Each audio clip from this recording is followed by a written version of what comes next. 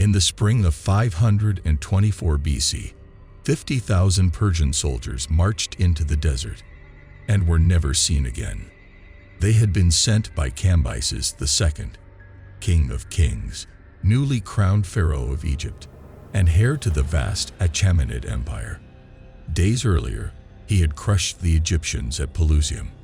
Now he turned west, toward a place that held no military value, no riches, only a voice. Siwa Oasis, home to the Oracle of Ammon.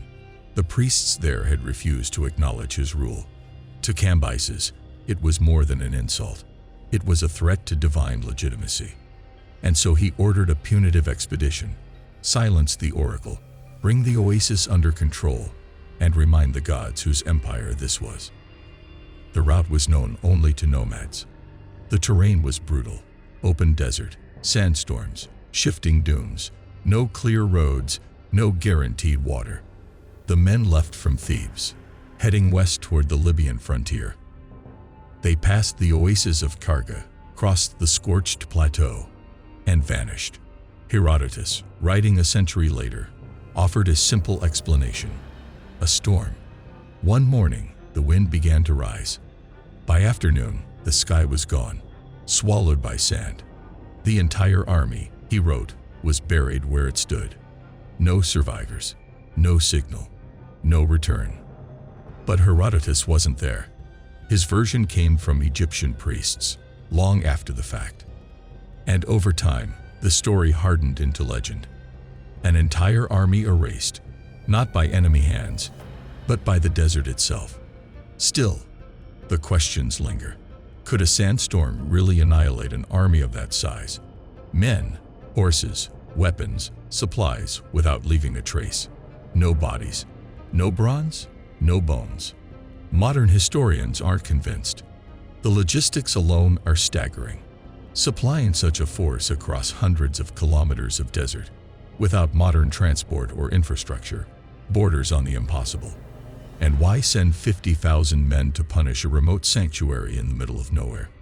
More likely, the number was exaggerated. The mission, too. Some scholars believe Cambyses did send a force, perhaps a few thousand. And they did set out for Siwa. But somewhere along the way, they lost their bearings. They may have run out of water. They may have died slowly, scattered across the dunes. The desert doesn't need to kill you all at once. Others offer a sharper theory. The army didn't die in a storm. It was ambushed. At the time, Egypt was on the edge of revolt.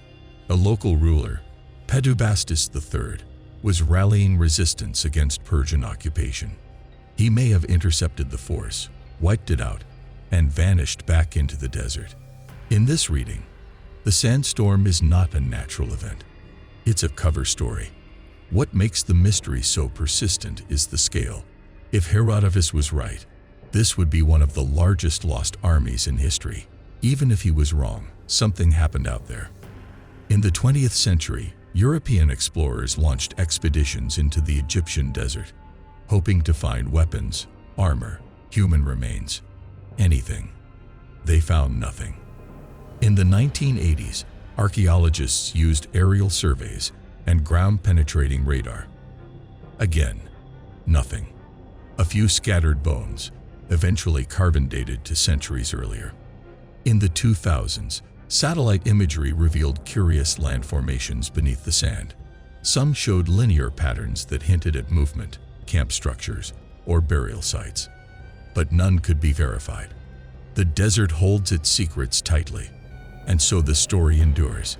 A king, intoxicated by power, sends an army to conquer not land, but prophecy. The desert answers not with resistance, but silence. What's left is absence, a vanished force, a lost trail, and one of the oldest unanswered questions in military history: the mysterious Babushka lady. In the surviving footage of November 22, 1963, just after the motorcade turned onto Elm Street in Dallas, one figure stands out, not for what she did, but for what she didn't. She didn't duck. She didn't scream. She didn't run. While the crowd scattered in panic and agents rushed toward the president's car, She remained still, camera to her face, filming. A woman in a coat and scarf, tied tightly beneath her chin, like the old women of Eastern Europe. A babushka. That's what the public called her. The babushka lady. She was seen from multiple angles, appearing in some of the most iconic images from Dealey Plaza. Always standing, always holding a camera, and then walking away. Not interviewed, not identified, not heard from again. Investigators scoured the crowd for witnesses, but the woman never came forward. No one knew her name. No film from her camera was ever recovered. Over the years, her silence became a story of its own. In 1970, a Dallas woman named Beverly Oliver claimed she was the babushka lady. She said she had brought a home movie camera, an experimental model, and filmed the assassination from close range. Shortly afterward, she claimed, two men approached her, identified themselves as federal agents, and requested the film. She handed it over. It was never returned. But Oliver's story has gaps. The model she described didn't exist in 1963. Her age didn't match the woman seen in the films. And over time, her account expanded to include alleged ties to Jack Ruby and Lee Harvey Oswald, claims for which no evidence exists. Most historians dismissed her claim. She may have believed it, but she wasn't the woman in the scarf. There was another clue. In the 1990s, a researcher spoke to a former employee at a Dallas Kodak lab. On the day of the assassination, he said, a woman came in with a roll of film. She said it showed the presidential limousine and the book depository in the same frame, but the photos were out of focus. She picked up the negatives and left.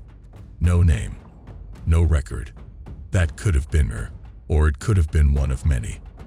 In all likelihood, the babushka lady was exactly what she appeared to be, a bystander.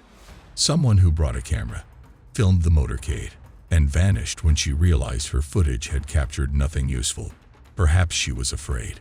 Perhaps she simply didn't want to be involved. But the way she stood there, calm, focused, unwavering, refuses to fit neatly into that explanation. Conspiracy theories, predictably, filled the void. Some believed she was a Soviet agent. Others said CIA. A few imagined that her camera wasn't a camera at all, but a disguised device, meant to record or even interfere. And the more time passed, the more she became a symbol, not of what we know, but of what we don't. A woman who may have held, for a few seconds, the clearest view of a national trauma, and chose not to speak. In a moment preserved by dozens of cameras, she remains the clearest mystery of them all.